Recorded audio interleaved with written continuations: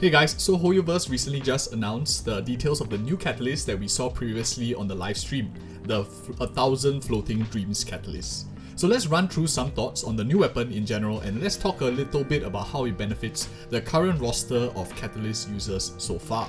Now in very quick summary, this weapon is a hybrid support and damage dealing weapon. In my opinion, the most similar weapon, or 5-star weapon to this one, will be the Freedom Swan in terms of overall concept. The character using this weapon is basically a character that wants to do a lot of reactions and elemental damage, or perhaps buff the team's EM even further and scales themselves with elemental mastery. Now of course, characters that fit this build will be Nahida herself, who thrives in elemental comps and dealing decent amounts of elemental damage herself. Sucrose does very well as well, to be able to buff the team's EM even further with the additional 40 elemental mastery that it gives, and this weapon also gives a good amount of elemental mastery to her, together with some base attack. This is definitely a huge buff, and a direct buff to a main DPS like driver type Sucrose build, for example the very popular Sukokomon build that was popularized recently. Now of course this is in contrast with Heizou, who really is leaning more towards a crit focused build thanks to his very strong multipliers. But of course this weapon could see decent value as well for him.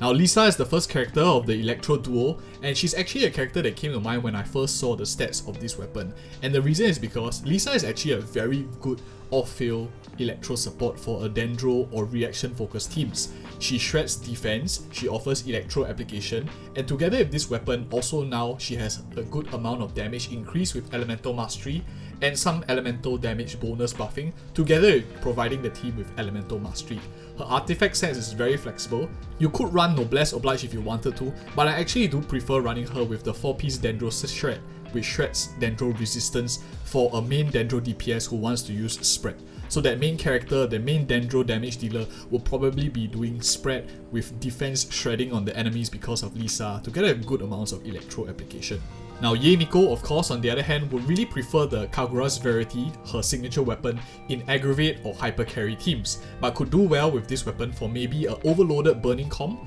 or over vape comps that are heavily reaction focused and don't rely on crit at all. Now, if you are a Yae Miko main, and because we are suspecting that this weapon is going to be paired together with the Kagura's Verity 2 catalyst for the upcoming banner, since it's both Nahida's and Yae's banner, this is going to be a perfect banner, weapon banner for Yae Miko havers or people that want to really play Yae Miko as their mains. Both weapons can play into very different styles of Yae Miko, and I do definitely think it's a weapon banner that's worth considering if you're a Yae Miko fan and both her catalysts are on the banner.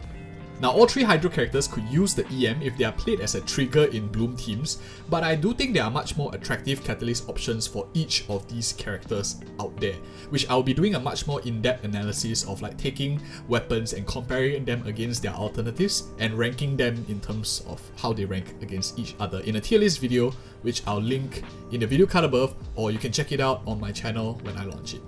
And Ningguang is probably the only character on this list who doesn't like this weapon at all, and would probably only work in a very niche builds that revolve around Crystallize. And of course the 2 Pyro characters, Yanfei as well as Klee, could use this weapon as well because it's an EM substat and they do some vaporized damage or reactions damage. This is definitely going to be helpful, but most of the time that they will be able to find this elemental mastery stat in the Sense artifact, and they will much rather the substat of their weapon be crit damage or a critical rate instead, which could of course be found in the 4-star Wood Sieve, which offers a pretty good competition against this weapon for these 2 characters.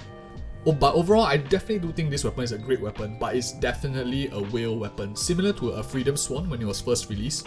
Because for now, I really prefer the Kagura's Verity over this one in terms of comparing the 2 side by side. And if you do really like such detailed breakdowns, you might like these 2 other tier list videos that I did, and I'll be doing a catalyst one soon, so stay tuned for that. And like and subscribe if you enjoyed this video, and see you in the next video.